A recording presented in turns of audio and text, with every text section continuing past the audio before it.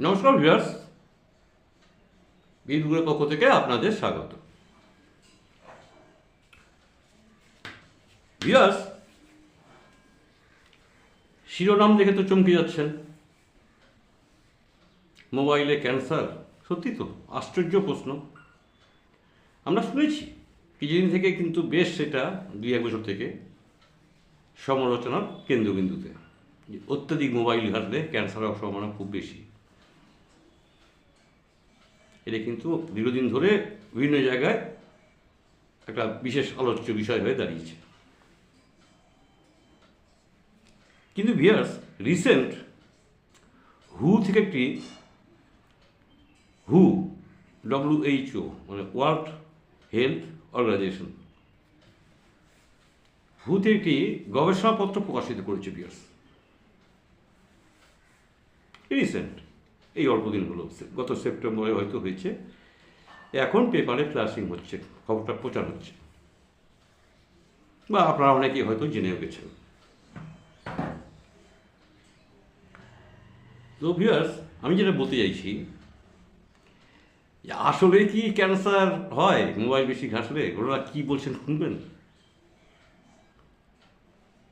হু থেকে কি বলছে একটু পড়ে শোনাই, যে কাগজ আমি পেলাম খবরটা।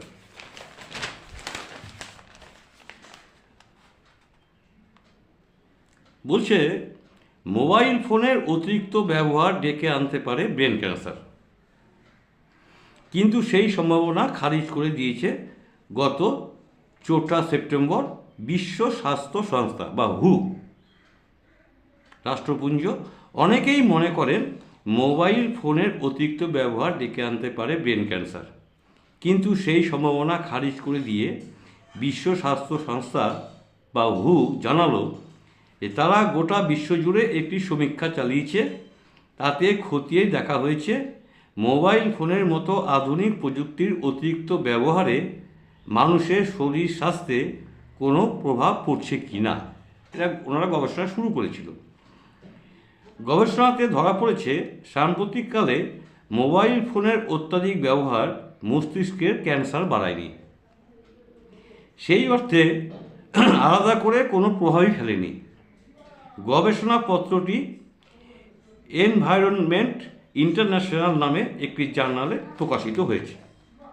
এই গবেষণায় বিশেষ করে জোর দেওয়া হয়েছিল সেই সব ব্যক্তিদের উপর যাদের দীর্ঘক্ষণ ফোনে কথা হয়, যারা পেশাগত কারণে কয়েক দশক ধরে এই ধরনের কাজ করে চলেছেন।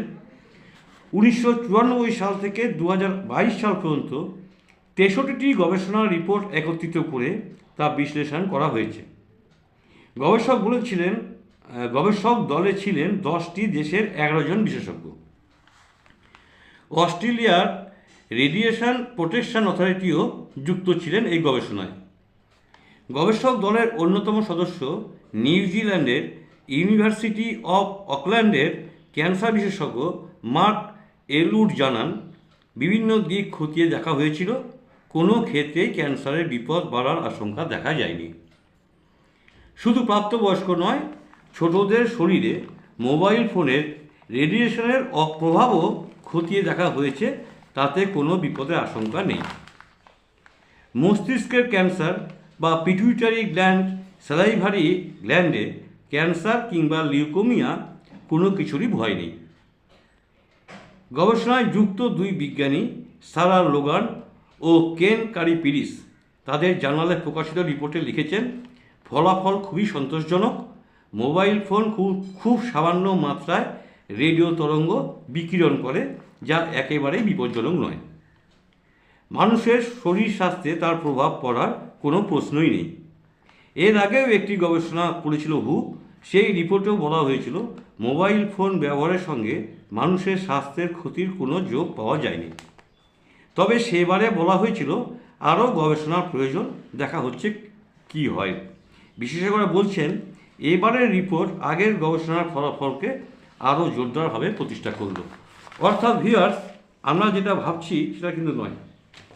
তার জন্য আপনাদের আমি বলবো না যে শুধু মোবাইলে দেখে যান, সেটাও আমি বলছি না।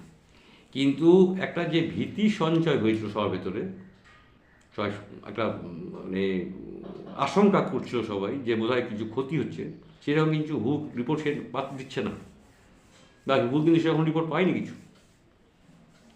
এই খবরটি খুব চট জলদি আপনাদেরকে আজকে শেয়ার করলাম,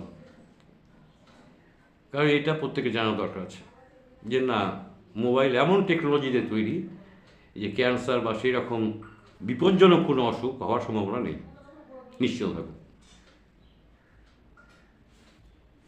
তাহলে ভিয়াস আজকে এইটুকুই থাকলো, এই রিপোর্টটাই দেওয়ার জন্য এলাম।